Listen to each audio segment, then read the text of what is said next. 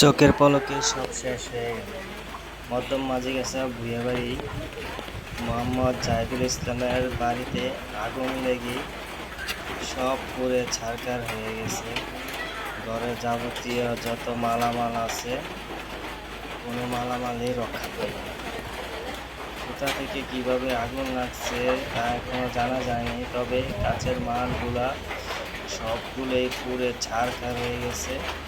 কিছুদিন আগে হয়তো ঘরটা মেরামত করছে নতুন করে, অনেক কষ্ট করে ঘরটা তৈরি করছে, অথচ এই আগুনে ঘরের মধ্যে কিছুই পাওয়া গেল না, সব পুড়ে ছারখার হয়ে গেল।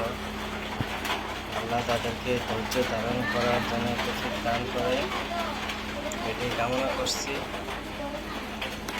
আর সবাই ভিডিওটা বেশি বেশি করে শেয়ার করে দিবেন।